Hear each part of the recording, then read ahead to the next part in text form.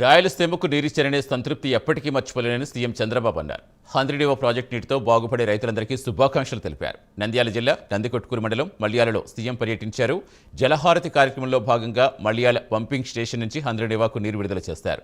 ఒక్క ఛాన్స్ అంటూ వచ్చి 5 ఏళ్ల పాటు రాష్ట్రాన్ని నాశనం చేశారని చంద్రబాబు మండిపడ్డారు. రాయలసీమకు 2,000 కోట్ల రూపాయలు కూడా వైసీపీ ఖర్చు చేయలేదన్నారు. హంద్రీనీవా కనీసం రూపాయైనా ఖర్చు పెట్టారా అని ముఖ్యమంత్రి ప్రశ్నించారు.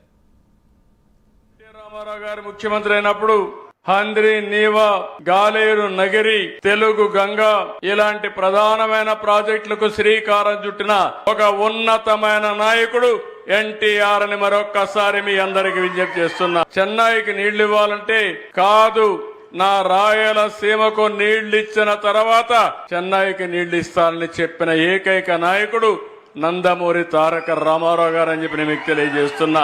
554 కిలోమీటర్లు ఇక్కడ బయలుదేరి నేరుగా చిత్తూరుకి వెళ్తుంది, ఇంకో పక్క కుప్పానికి వెళ్తుంది. ఇంత దూరం ఉండే ప్రాజెక్ట్ ఎక్కడా లేదు. కానీ ఈ రోజు మీరు చూస్తే నేను ముఖ్యమంత్రి అవుతానే కాలువలు వెడల్పు చేయకపోతే చివరి భూములకు నీళ్లు పోవనే ఉద్దేశంతో 3,890 కోట్ల రూపాయలు శాంక్షన్ చేసి 100 రోజుల్లో పనులు పూర్తి చేసి ఈరోజు పంపులు ఆన్ చేశాను. 10-15 రోజుల్లో చివరి వరకు నీళ్లిచ్చి అన్ని చెరువులు నింపే బాధ్యత నేను తీసుకుంటానని చెప్పి మీ అందరికీ హామీ ఇస్తున్నా.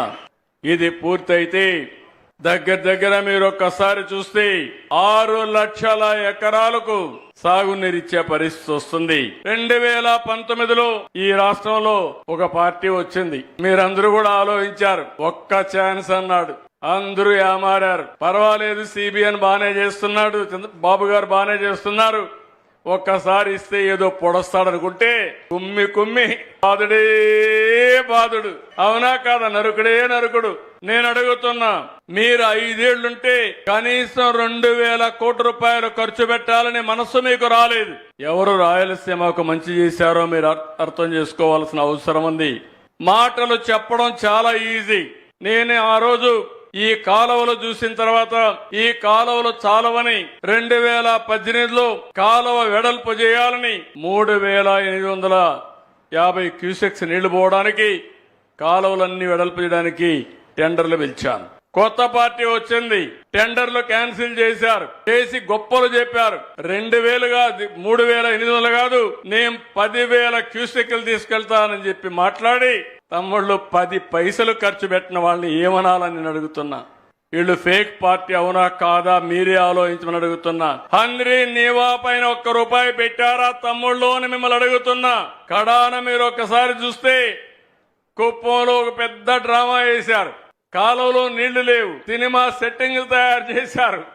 షూటింగ్ ప్రారంభమైంది.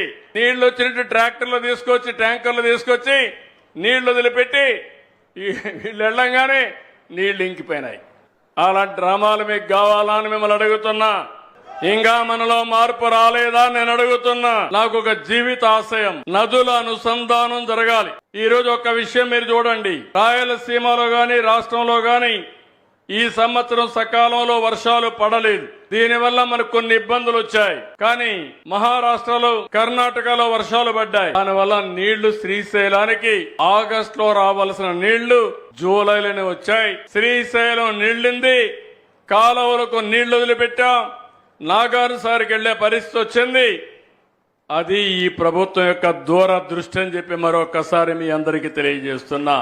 ఇంకో పక్క మీరందరూ ఆలోచిస్తే ఈరోజు పోలవరం ప్రాజెక్టు ఉంది, రాష్ట్రానికి జీవనాడి.